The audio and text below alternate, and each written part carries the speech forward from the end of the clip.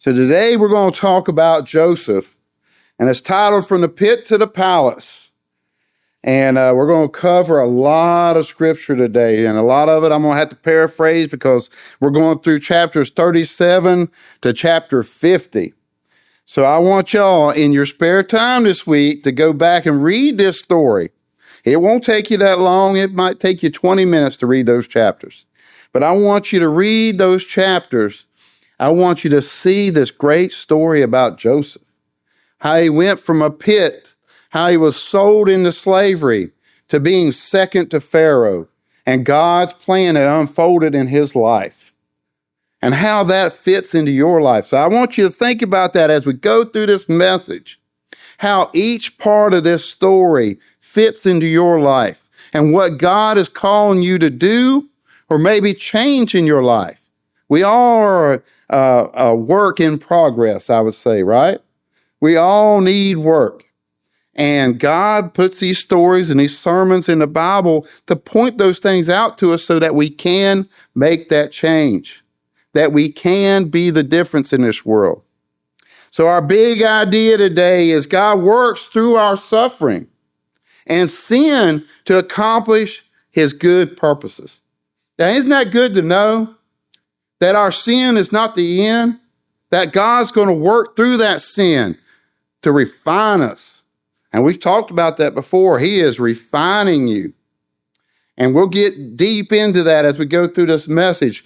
But as we go through it, I want you to think about how this fits into your life today. So our first point is the pit of betrayal. So we're going to read out of Genesis chapter 37, verses 1 through 11. And it says, Now Jacob dwelt in a land where his father was a stranger in the land of Canaan. This is the history of Jacob. Joseph, being 17 years old, was feeding the flock with his brothers. And the lad was with the sons of Bilhah and sons of Zilpah, his father's wives, and Joseph brought a bad report of them to his father. Now Israel loved Joseph more than all his children, because he was the son of his old age. Also, he made him a tunic of many colors. But when his brothers saw that their father loved him more than all of his brothers, they hated him and could not speak peaceably to him. Now Joseph had a dream, and he told it to his brothers. They hated him even more. So he said to them, Please hear this dream which I have dreamed. There we were, binding sheaves in the field. Then behold, my sheaf arose and also stood upright. And indeed your sheaves stood all around and bowed down to my sheaf. And his brothers said to him, Shall you indeed reign over us? Or shall you indeed have dominion over us? So they hated him even more for these dreams and for his words.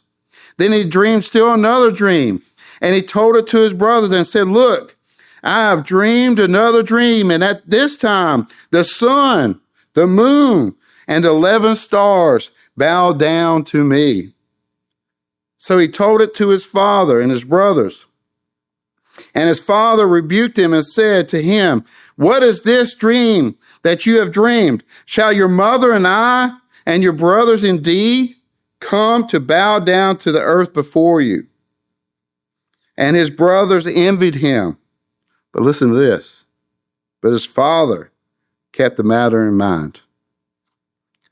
So as you see, there's some family conflict. At the least, right?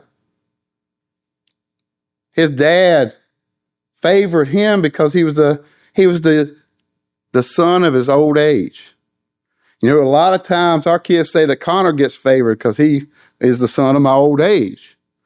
But what I call it is I've been refined through the years, and that I'm a little bit milder in my practice as a father. So I think that they take me being older and, wiser, I would say, as being favoritism. But there was some definite favoritism here because he he made his son a tunic of many colors, especially for Joseph. And even when he was telling these stories of his dreams, what did his father do? He kept the matter in mind.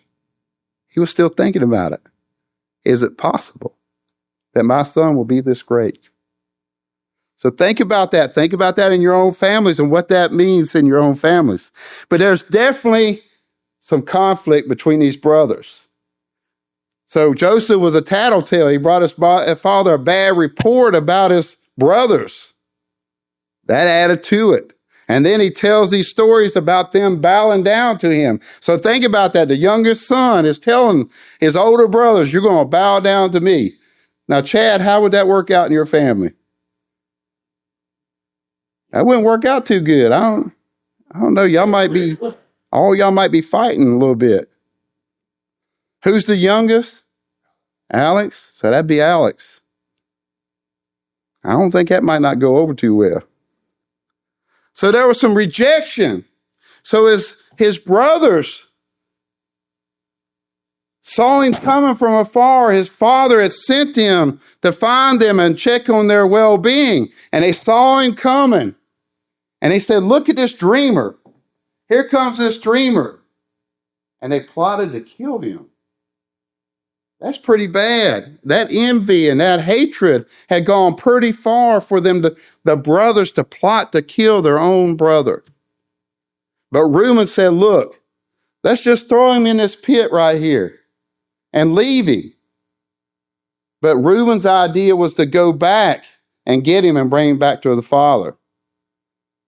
But Reuben had to go check on something, and the brothers, during this time, some Ishmaelites came by, a caravan, and they were going to Egypt. And they decided, we're going to sell our brother into slavery. Why should we have blood on our hands? So they took the lesser evil of all of it and sold him into slavery. So what's the point for this chapter? It's this: even when we're rejected by those closest to us. Now, has anybody been rejected by their family? Nobody here, right? Nobody's been rejected by their family? When we're rejected by the closest people to us, God has not abandoned us. God has a plan for us. And God's presence is with us. He is preparing us through that pain. Now, when I was working on this message, just so happened, I come across what this pastor was talking about, these moments in our life, the suffering sometimes we go through. And he said, did you think about that suffering and that pain is God preparing you for a blessing? That sometimes he's got to clear all the clutter, all the things that are holding us back, to give us that blessing, that plan that he has for us. Sometimes we don't think about that, do we? All we do is focus on the pain. We focus on the suffering. So that's the point of that chapter, is that God is preparing us through that pain, and his presence is with us. Our second point, the prison of preparation. And this is preparing Joseph. So he gets sold into slavery, and he comes into Egypt, and this guy named Potiphar buys him and puts him over his house. And he notices something different about Joseph, that everything he does, God is with him. His house is prospering as a result of it. The people, he entrusts him with everything in his house, but his wife. And that's where the story takes a twist. Potiphar's wife keeps going after Joseph because Joseph is a young man. He's kind of got a beautiful stature. And she sees him and she says, lie with me. And Joseph, having integrity and following God, says, no. My master has put me over this house. He has entrusted everything in his house to me but you. So he fights her day in and day out. And then one day she grabs him by the tunic and he has to pull away, and she keeps his tunic. And then when her husband comes home, she says, look, That Hebrew that you put over your house tried to lie with me. And he ran off, and I got his tunic. So Potiphar put him in prison. Here he is, Joseph, suffering again, in prison, and didn't do anything wrong. Integrity under pressure. So as we look at that, so it led to false imprisonment. And while he was in prison, there was a season of waiting. Now, have we ever had a season of waiting in our homes or in our lives? Michelle and I have gone through a lot of seasons of waiting when we've had trouble with maybe some of our children. And I'm sure y'all can say the same things in your households. There's been seasons of waiting. And while he was waiting, Pharaoh got mad at his chief butler and his chief baker, and he threw them in prison. And while they were in prison, they had a dream. And they told these dreams to Joseph. And the butler, Joseph interpreted and said, in 3 days, you will be reinstated to your job. And the baker saw that the butler's dream interpretation was good. He asked him to interpret his dreams. And he said, in 3 days, your head will fall. And he told the butler, he said, when you get back into your office, tell Pharaoh about me, how I've been put in prison under false accusations. And maybe he'll help me get out. But 2 years goes by, and the butler forgot about him. And then Pharaoh had a dream. He had a dream about 7 plump cows by the river. And in them 7 plump, good-looking cows, there was some 7 thin cows that came up, ugly, and their bones were sticking out. And they devoured the 7 plump cows. Then he had another dream. The sheaves that growed up plump and looking good. Grain has just looked really good and plump.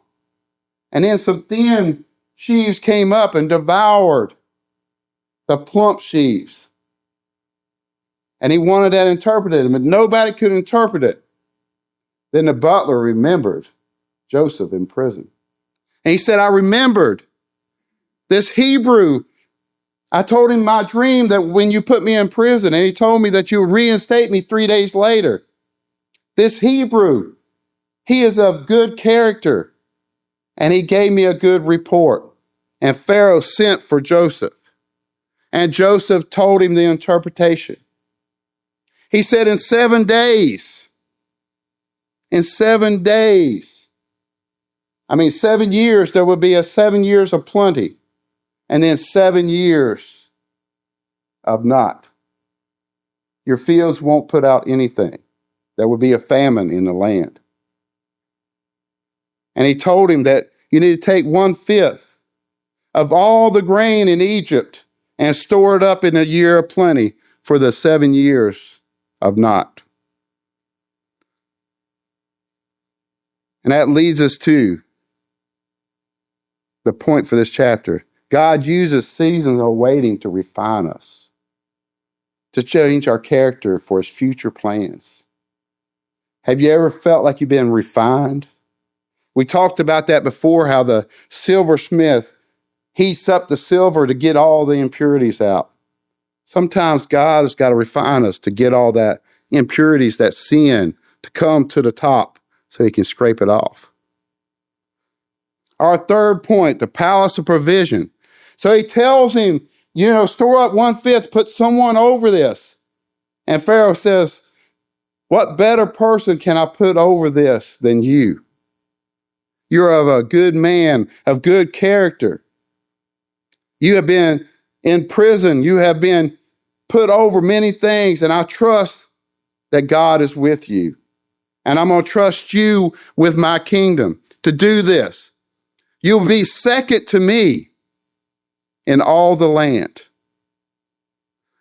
I will only be greater than you on the throne.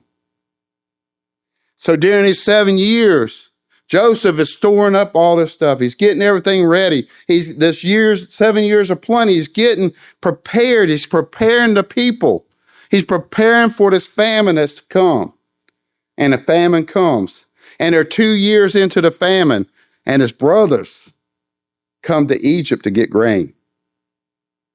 And Joseph sees them and recognizes them. And he has them to accuse them of being spies in the land, just to kind of mess with them a little bit. And then later on, they come back again, and they bring their younger brother with them. And he can't hold it back anymore. He tells them, what you meant for evil, God turned for good. And he forgave them for what they done.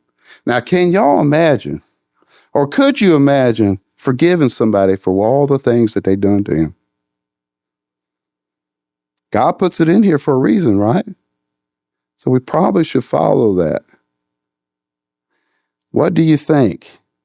Think about sometimes in your own families how you've been wronged, or maybe a friend has wronged you, or maybe your husband or your wife has wronged you. Think about that. And what is God speaking about? Should we offer grace? Should we offer forgiveness? Should we hold on to that hatred? No, Joseph said, he saw the plan unfolding. And he said, listen, this is a life lesson. What you meant for evil, God turned for good. And I want you to think about your own lives. What has happened in your life? How God has turned it for the good. And he had a faithful perspective about it. He said, God takes what people meant for evil and hatred, and there's a lot of evil and hatred in this world, and he turns it into a blessing for all involved. When I was reading that, I was thinking about that. I thought about Charlie Kirk. How they wanted to shut him up, right? They killed him to shut him up. But it made it his mission all the stronger. That is what we're talking about. That is the story we're talking about today. How we can take these bad things, and God uses that to change the world for the greater. So the point, and I skipped around a little bit, but the point of this, of point 4, is this: true forgiveness comes from seeing God's hands in our relationships. So when you need to offer forgiveness, are you seeing God's hand in that area, in that moment of your life?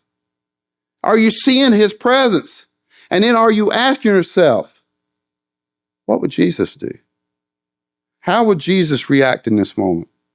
What would he say? So true forgiveness comes from our refinement. Seeing God's hands in our hardships. And then our final point, and I know this has been lengthy, but I tell you, I want you to go back and read those chapters because it is a great story. In this conclusion of point 5, Joseph and Jesus' connection, I want you to see and hear this connection. Joseph and Jesus were connected. They were both greatly loved by their father. We saw that, right? They were betrayed by their own people. We saw that too. They suffered, but were innocent. And then they were lifted up to save their people. Just imagine if this didn't happen. Imagine if Joseph didn't go to the pit. Imagine he didn't get put into slavery. He didn't go to Pharaoh, and these 7 years of famine came, and nobody stored up grain. Imagine how many lives was saved because of that. Now I want you to think about, imagine how many lives you can save. Imagine how many changes you can make in your family if you let go of that hatred. Let go of the dissension between yourselves or between your friends, and that you offer forgiveness, even though what they meant for hatred. Even though what they meant to hurt you, you turn for the love of God and his plan for your life. So as we go to a time of invitation, I want you to think about that. Think about this story we covered today, and it's an awesome story. I want y'all to think about that. And when you read it, I want you to think about how it applies to your life. What you can do different starting today to lead a story like Joseph did. How he took what his brothers meant for evil, and he kind of added to it. He kind of caused some of this hatred. What they meant for evil, and God's plan was just unfolding right before him. As he followed God and he stayed obedient, even when sin was right at the door. Potter's wife was trying to lay with him, and he still continued to stay away from that. He said no, and he turned. In this world, I'll tell you, so many times this world, they say yes. So many times we give in. So many times we lose sight of what God's plan is for us. That we see our lives and we compromise. I'm asking you, I'm pleading with you to stop compromising. To stay on track. To keep your eyes focused on Jesus.